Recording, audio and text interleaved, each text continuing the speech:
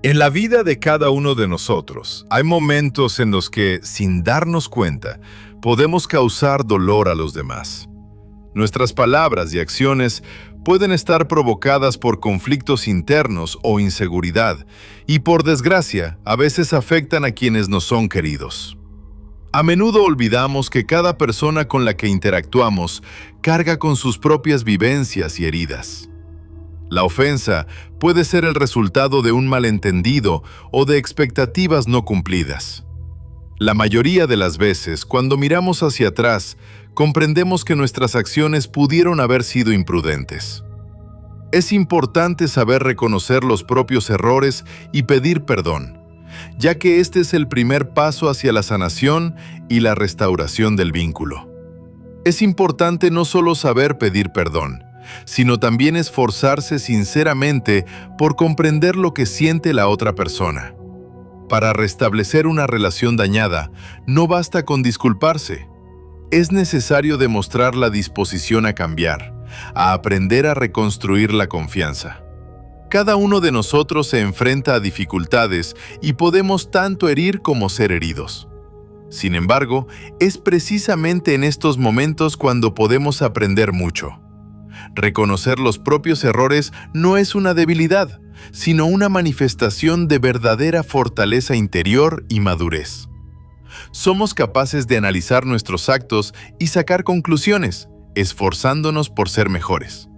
La ofensa es un sentimiento humano, y no es un pecado innato transmitido por los antepasados, como enseñan algunas religiones, sino algo adquirido después de nuestro nacimiento. En cada persona, esta adquisición se produjo de manera diferente. Todo depende de los factores externos en los que la persona creció y vivió. Del amor nacen las flores, del miedo, las malas hierbas. La ofensa es una planta tóxica cultivada a partir del miedo, que envenena con sus toxinas todo lo que vive a su alrededor. Basta la más mínima sombra para impedir que las flores del amor que crecen cerca se abran plenamente, privando así al alma de la posibilidad de experimentar toda la plenitud de la felicidad que otorga el amor no egoísta del Creador. El camino hacia la liberación de las ofensas comienza con la profunda toma de conciencia de que cada ofensa es una pesada piedra que llevamos voluntariamente sobre los hombros. Así como el jardinero debe cuidar regularmente su jardín, nosotros debemos trabajar constantemente en limpiarnos de las ofensas acumuladas. Esto requiere no solo conciencia, sino también la disposición a mirar la situación desde otro ángulo, a intentar comprender los motivos de quienes nos han ofendido. En el proceso de sanación de las ofensas, es importante recordar que las personas que nos causaron dolor a menudo se encuentran ellas mismas prisioneras de sus miedos y de traumas infantiles no elaborados. Sus acciones, por lo general, dicen más de sus propios conflictos internos que de nosotros. Comprender esto nos ayuda a desarrollar la compasión y la empatía, que son poderosos antídotos contra el veneno de la ofensa. Cuando aprendemos a soltar las ofensas, es como si abriéramos las ventanas de una habitación cargada, permitiendo que entre aire fresco. Con cada acto de perdón, nos sentimos más ligeros y el corazón se abre a nuevas posibilidades y relaciones. Esto se asemeja a cómo, tras un largo invierno, los primeros rayos del sol primaveral despiertan a la vida las semillas dormidas. Es importante recordar que el trabajo de liberarse de las ofensas no es una acción puntual, sino un proceso continuo de crecimiento y transformación. Y cuanto más practicamos el perdón y el dejar ir, más resistentes nos volvemos a nuevas ofensas, creando en nosotros un espacio donde pueden florecer las más hermosas flores del amor, la alegría y la serenidad. Un día laborable, tras discutir una vez más con mi esposa, entré en una de las habitaciones vacías y con el corazón pesado me dejé caer en el sofá. Me puse los auriculares, encendí la música con la que suelo hablar con la voz interior y, llevado por la emoción, me pregunté a mí mismo: ¿por qué la gente se ofende y cómo es posible arreglarlo? Y esta fue la respuesta que recibí. ¿Preguntas qué es la ofensa? Es una mezcla de sentimientos incomprensibles para la mente humana. No en el sentido de que el ser humano sea incapaz de definir esos sentimientos, no. En eso todo está en orden. La cuestión es otra. En cuanto alguien te hiere con una palabra, un acto o una decisión que no compartes, colocas con facilidad sobre esa persona la etiqueta de ofensor, obligando a tu alma a sufrir, al comprender que la causa del sufrimiento es precisamente la ofensa. Para la mayoría de las personas, describir el estado de la ofensa a través de los sentimientos y no de las palabras resulta bastante difícil debido al ego. El subconsciente, desde los primeros años de vida, en su mayoría recibió representaciones erróneas del amor sin egoísmo, construyendo a su alrededor una protección en forma de muro. Un muro en el que cada ladrillo es una experiencia personal dolorosa o la experiencia de otros. Así, acumulando experiencia tras experiencia, levantamos los muros de la fortaleza cada vez más altos, sin darnos cuenta de cómo, año tras año, ésta se convierte en una prisión, formando la personalidad y creando la ilusión de unidad entre el carácter y el alma. En una situación estresante, una parte de la mente activa automáticamente la defensa, hiriendo a los demás y haciéndose a sí misma aún más infeliz con un solo objetivo: protegerse de la experiencia dolorosa recibida anteriormente, sin querer dejar entrar el dolor cuya base es el miedo. El carácter humano, en su mayoría, es una mezcla de sentimientos compuestos por miedos que han penetrado en el subconsciente desde el mundo exterior a través de los 5 sentidos. Las señales llegan en forma de experiencia, a menudo de la experiencia de otros. La familia, la cultura, las sociedades, las religiones, enviando a través de estos órganos de los sentidos señales en forma de experiencia ajena al alma infantil. Con los años van creando en el niño ese carácter con el que la persona vive toda su vida, sin sospechar que el carácter humano y el alma son mundos distintos. El primer mundo es el construido por las personas sobre el miedo, a causa de la inseguridad ante el mañana. El miedo del creador y el miedo artificial creado por las personas son 2 tipos de miedo diferentes. El miedo del creador es un mecanismo natural de protección, incorporado en vosotros por el universo. Se manifiesta como el instinto de conservación, como la sabiduría del cuerpo que sabe cuándo es necesario detenerse, retroceder o protegerse. Este miedo es puro y no lleva en sí traumas. Es como una brújula que señala un peligro real y ayuda a preservar la vida. El miedo artificial es una creación de la sociedad humana. Se acumula por capas, como esos mismos ladrillos dentro de nosotros. Este miedo se alimenta de prejuicios, opiniones ajenas, normas sociales y expectativas. Os obliga a temer no a amenazas reales, sino a fantasmas creados por vuestra imaginación. El miedo a ser rechazado, el miedo al fracaso, el miedo a parecer débil, el miedo a no ser comprendido. El miedo del creador es una emoción básica, una reacción sana que garantiza vuestra seguridad. En algunos casos, es el instinto de supervivencia que permite sobrevivir ante una amenaza real, moviliza las fuerzas, os vuelve físicamente más fuertes y atentos. Es una reacción bioquímica del organismo ante un estímulo externo, un don otorgado por el absoluto. Sin el miedo del creador, nunca habríais podido conocer lo que es el amor sincero, sin egoísmo. El miedo creado por el ser humano se manifiesta en forma neurótica, en forma de ansiedad. Surge cuando os obsesionáis y otorgáis una importancia excesiva a todo lo que aparece en vuestra mente. La mayoría de las personas tienen miedos sociales creados por ellas mismas y en la mayoría de los casos, infundados. Miedo a decepcionar, a perder autoridad, a hacer el ridículo. Estos miedos impiden desarrollarse, alcanzar metas y a causa de ello se pierden muchas de las oportunidades que el universo os otorgó al nacer. A partir de este primer mundo, en su mayoría, se forma el carácter de la persona, con el que vive toda su vida hasta la muerte, sin sospechar que existe también un segundo mundo. Primero, abordemos esto desde el punto de vista de la psicología, y después hablemos desde la perspectiva de la espiritualidad.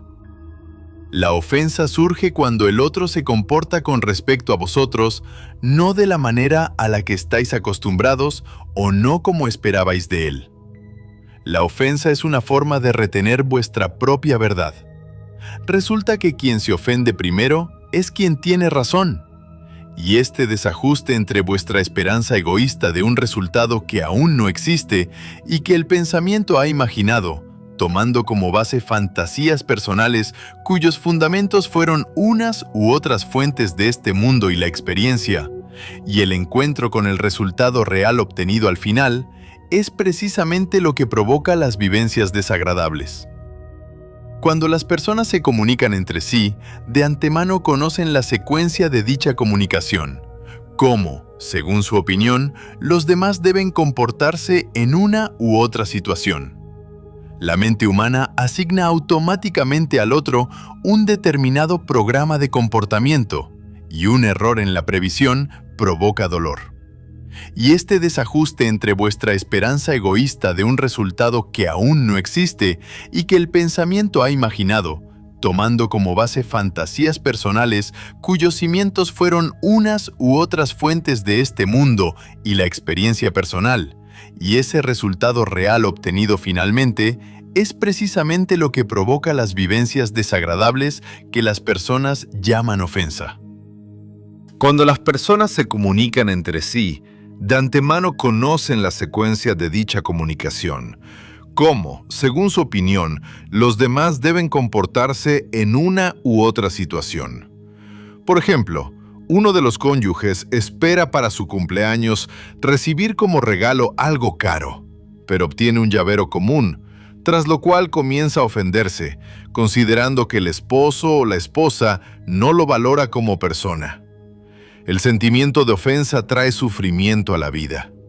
Las personas susceptibles, llenas de miedo, no solo sufren ellas mismas, sino que también, involuntariamente, hacen sufrir a los demás. Siempre están enfermas.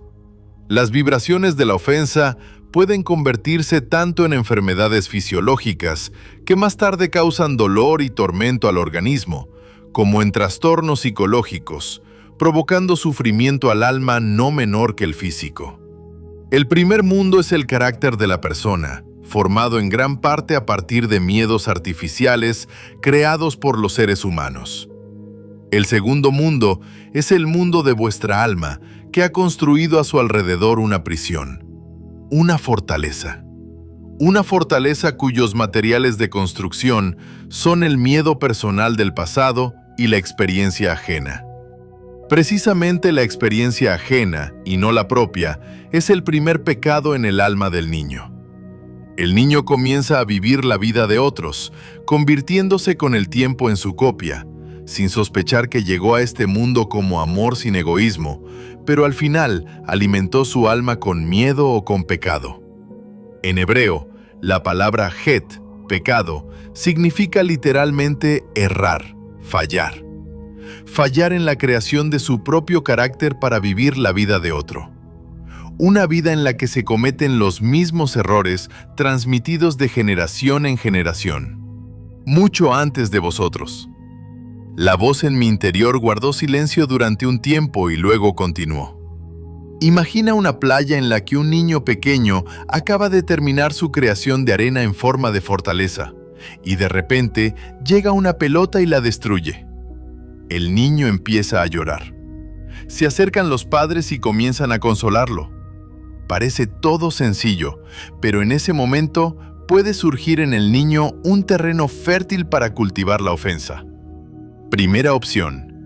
Los padres, con amor, explican al niño que en el mundo a veces suceden cosas así. Esperas un resultado y obtienes uno completamente distinto. El niño llorará, pero no por mucho tiempo, ya que su atención se desplazará hacia algo nuevo e interesante, y el pequeño seguirá jugando. Segunda opción. Mamá y papá intentan por todos los medios calmar al niño de distintas maneras. Comienzan a reprender a quien lanzó la pelota, diciendo lo malo que es. Al niño, por el contrario, intentan convencerlo de que es excepcional y especial, de que merece lo mejor de esta vida. Y con estas palabras le dan chocolate o dinero, intentando calmarlo de cualquier forma. Y en ese momento los adultos empiezan a enviar señales al niño. Eres especial. Tus sueños deben cumplirse. Todo será como tú quieras. ¿Tienes esperanzas? Exige a los demás que las hagan realidad. Después de este momento, la persona mantiene de manera independiente esta opinión sobre sí misma a lo largo de su vida y se ofende cada vez que la realidad no corresponde a sus deseos. La persona espera que ahora alguien llegue y haga realidad todos sus sueños. Cada vez que la realidad choca con las expectativas, aparece la decepción.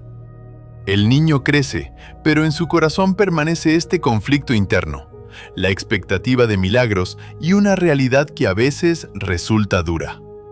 Al hacerse adulto, comienza a buscar las causas de sus fracasos en los demás, culpando a su entorno de no haber comprendido sus sueños ni haber ayudado a realizarlos. Esto conduce a un sentimiento de soledad y alienación. En lugar de aprender a actuar y alcanzar sus objetivos por sí mismo, sigue esperando que alguien más lo haga todo por él. Mientras tanto, su alma permanece cautiva de estas ilusiones infantiles que no le permitieron desarrollarse ni aceptar los desafíos reales de la vida. Olvida que la verdadera fuerza no reside en la espera, sino en la acción. Para realizar los sueños es necesario aprender, trabajar y, en última instancia, aceptar que no todo está bajo control. Este ejemplo fue tomado de la vida real. Imagina cuántas situaciones similares ocurren en el mundo cada segundo, enviando a las almas infantiles aún frágiles representaciones falsas del amor hacia sí mismos y hacia las personas que los rodean.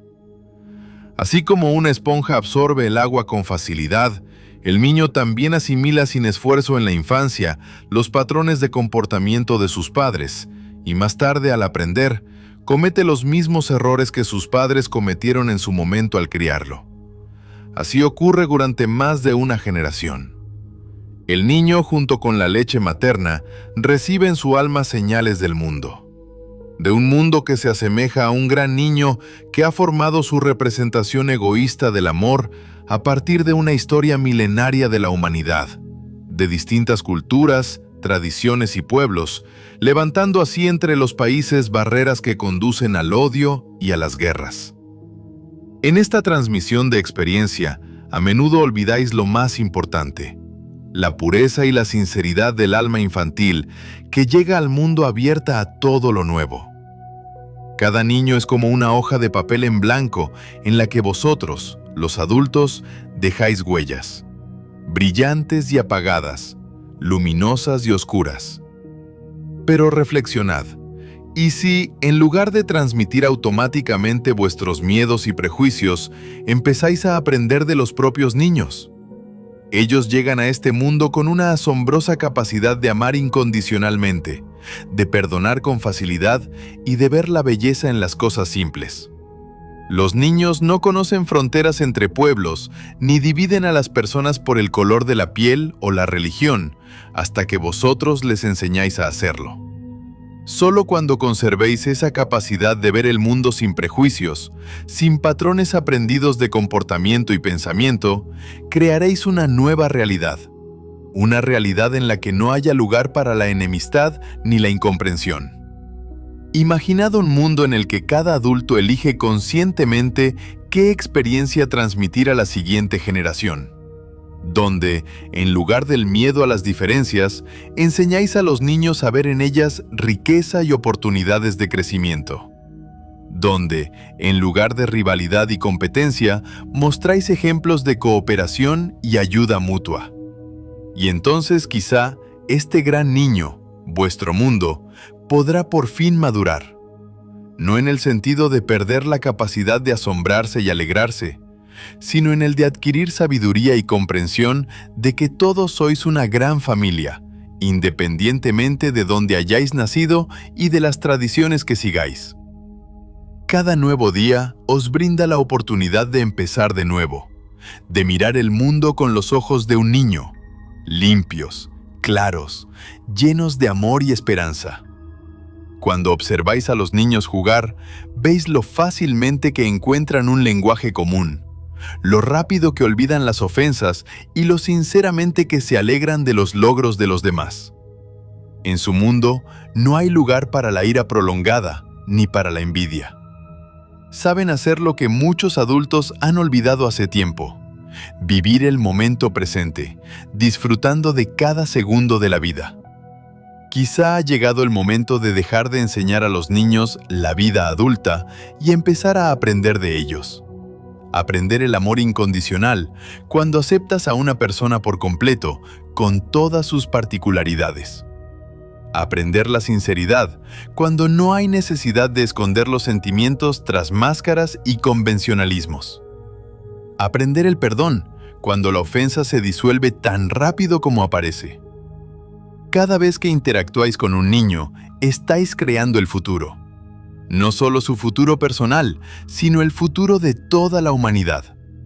Vuestras palabras, acciones y emociones se convierten en parte de la realidad en la que vivirán las próximas generaciones. Imaginad un mundo en el que los niños crecen conservando su sabiduría natural y su pureza, donde no pierden la capacidad de ver la belleza en lo simple, donde sus corazones permanecen abiertos al amor y a la compasión. Ese mundo es posible, pero comienza con cada uno de vosotros, con vuestra elección consciente. ¿Qué ejemplo mostráis ahora? ¿Qué valores transmitís? ¿Qué semillas sembráis en las almas jóvenes? Es hora de romper la cadena de transmisión de miedos, prejuicios y limitaciones. Es hora de crear una nueva tradición, la tradición de una crianza consciente, donde la prioridad principal sea preservar y desarrollar la pureza natural del alma infantil, donde cada adulto comprenda su responsabilidad no solo por el desarrollo físico, sino también por el espiritual del niño. Mientras tanto, su alma permanece cautiva de estas ilusiones infantiles que no le permitieron desarrollarse ni aceptar los desafíos reales de la vida. Olvida que la verdadera fuerza no reside en la espera, sino en la acción. Para realizar los sueños es necesario aprender, trabajar y, en última instancia, aceptar que no todo está bajo control. Este ejemplo fue tomado de la vida real. Imagina cuántas situaciones similares ocurren en el mundo cada segundo, enviando a las almas infantiles aún frágiles representaciones falsas del amor hacia sí mismos y hacia las personas que los rodean. Así como una esponja absorbe el agua con facilidad, el niño también asimila sin esfuerzo en la infancia los patrones de comportamiento de sus padres y más tarde, al aprender, comete los mismos errores que sus padres cometieron en su momento al criarlo. Así ocurre durante más de una generación. El niño, junto con la leche materna, recibe en su alma señales del mundo. De un mundo que se asemeja a un gran niño que ha formado su representación egoísta del amor a partir de una historia milenaria de la humanidad, de distintas culturas, tradiciones y pueblos, levantando así entre los países barreras que conducen al odio y a las guerras. En esta transmisión de experiencia, a menudo olvidáis lo más importante: la pureza y la sinceridad del alma infantil, que llega al mundo abierta a todo lo nuevo. Cada niño es como una hoja de papel en blanco en la que vosotros, los adultos, dejáis huellas, brillantes y apagadas, luminosas y oscuras.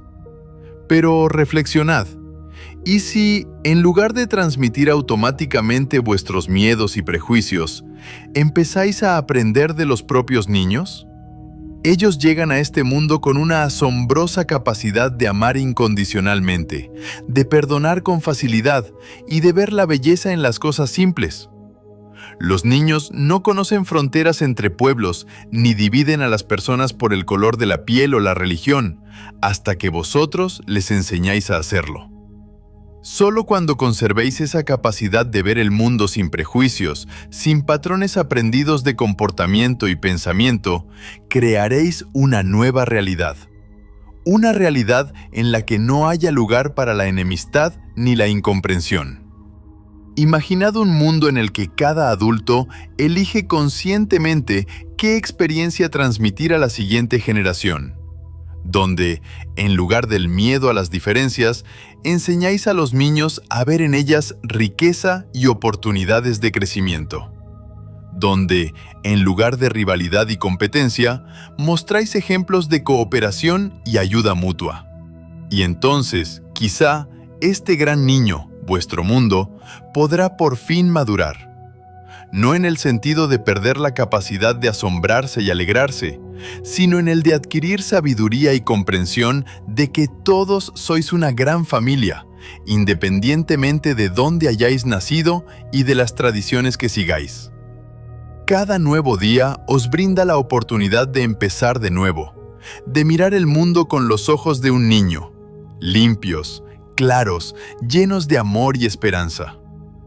Cuando observáis a los niños jugar, veis lo fácilmente que encuentran un lenguaje común, lo rápido que olvidan las ofensas y lo sinceramente que se alegran de los logros de los demás. En su mundo no hay lugar para la ira prolongada ni para la envidia. Saben hacer lo que muchos adultos han olvidado hace tiempo: vivir el momento presente, disfrutando de cada segundo de la vida. Quizá ha llegado el momento de dejar de enseñar a los niños la vida adulta y empezar a aprender de ellos. Aprender el amor incondicional, cuando aceptas a una persona por completo, con todas sus particularidades. Aprender la sinceridad, cuando no hay necesidad de esconder los sentimientos tras máscaras y convencionalismos. Aprender el perdón, cuando la ofensa se disuelve tan rápido como aparece. Cada vez que interactuáis con un niño, estáis creando el futuro. No solo su futuro personal, sino el futuro de toda la humanidad. Vuestras palabras, acciones y emociones se convierten en parte de la realidad en la que vivirán las próximas generaciones. Imaginad un mundo en el que los niños crecen conservando su sabiduría natural y su pureza, donde no pierden la capacidad de ver la belleza en lo simple, donde sus corazones permanecen abiertos al amor y a la compasión. Ese mundo es posible, pero comienza con cada uno de vosotros, con vuestra elección consciente. ¿Qué ejemplo mostráis ahora? ¿Qué valores transmitís? ¿Qué semillas sembráis en las almas jóvenes? Es hora de romper la cadena de transmisión de miedos, prejuicios y limitaciones. Es hora de crear una nueva tradición. La tradición de una crianza consciente, donde la prioridad principal sea preservar y desarrollar la pureza natural del alma infantil, donde cada adulto comprenda su responsabilidad no solo por el desarrollo físico, sino también por el espiritual del niño. Y entonces quizá la próxima generación será capaz de crear el mundo con el que todos soñáis. Un mundo sin guerras ni fronteras. Un mundo en el que las diferencias entre las personas se conviertan en motivo de alegría y enriquecimiento mutuo, y no de conflictos y división. Un mundo donde el amor y la comprensión no sean palabras hermosas, sino una realidad cotidiana. ¿Cómo es posible que la ofensa, una vivencia tan delicada y compleja, surja de manera completamente distinta en diferentes personas? La respuesta se oculta en el fundamento esencial de vuestra existencia, en el alma inmortal que encuentra un refugio temporal en cada recién nacido. Imaginad el alma como un viajero que no envejece, realizando un viaje interminable a través de siglos y épocas. Como un viajero que cambia de vestimenta, regresa una y otra vez al mundo terrenal, revistiéndose cada vez de una nueva forma física. Cada alma tiene su propio número único de tales travesías. Algunas han pasado por cientos de encarnaciones, otras por un número aún mayor. El alma atraviesa incontables existencias, acumulando como gemas la experiencia de cada vida vivida. Extrae lecciones de errores pasados, absorbe la sabiduría de los siglos, conoce ascensos y caídas, éxitos y fracasos. Cada nueva encarnación se convierte en una página más de la crónica interminable de su ser. El alma conoce la realidad a través del destino de un guerrero que siente el ritmo del combate, a través de la conciencia de un maestro que transmite sabiduría a sus descendientes, a través de la vida de un pobre que descubre los valores auténticos en la carencia, e incluso a través de la oscura esencia de un asesino que conoce las profundidades del arrepentimiento y la expiación. En ocasiones, en este viaje, el alma puede retroceder temporalmente en su ascenso espiritual, como un río que cambia el sentido de su corriente. Pero esto ocurre solo para recuperar fuerzas y volver a dirigirse hacia la fuente de la pureza divina, hacia aquel nivel de acercamiento al absoluto donde su ascenso fue detenido de manera temporal. Es precisamente la diversidad de vidas vividas, como capas geológicas, la que determina cuán fácil o difícil le resulta al alma crear a su alrededor un caparazón protector. Estas estructuras defensivas no son solo un escudo, sino un reflejo de toda la experiencia acumulada, de los miedos vividos y de las heridas no sanadas de encarnaciones anteriores. Estos mecanismos de defensa determinan no solo la capacidad del alma para afrontar las adversidades, sino también su sensibilidad a las ofensas. Así como algunos cristales son más duros que otros, las almas poseen distintos grados de resistencia a las sacudidas emocionales. Algunas, tras haber atravesado numerosas pruebas, han aprendido a crear una armadura sólida. Otras permanecen vulnerables, como brotes jóvenes ante el viento primaveral. Cuando el alma se enfrenta a una situación que resuena con sus traumas pasados, puede reaccionar con intensidad, como una herida antigua. Por eso algunas personas sueltan las ofensas con facilidad, mientras que otras las cargan durante años, incapaces de liberarse del peso del pasado. El caparazón protector del alma puede adoptar diversas formas, desde un completo distanciamiento emocional hasta una hipersensibilidad ante las más mínimas manifestaciones de injusticia. Algunas almas, recordando el dolor de la traición en vidas pasadas, construyen muros impenetrables de desconfianza. Otras, por el contrario, conservan su apertura a pesar del sufrimiento vivido, transformando su vulnerabilidad en una fuente de fuerza y sabiduría. Estos mecanismos de defensa no son estáticos, evolucionan junto con el alma. En cada nueva encarnación, el alma recibe la oportunidad de revisar sus antiguas estrategias y aprender nuevas formas de interactuar con el mundo. Así como el metal se templa en el fuego, el alma puede transformar sus defensas de barreras rígidas en estructuras flexibles y adaptativas. En este proceso de transformación, la conciencia desempeña un papel especial. Cuando el alma comienza a comprender la naturaleza de sus reacciones, a ver la conexión entre traumas pasados y ofensas presentes, obtiene la posibilidad de sanar. Es como una excavación arqueológica, capa tras capa. El alma descubre las causas de sus miedos y ofensas, liberándose del peso del pasado.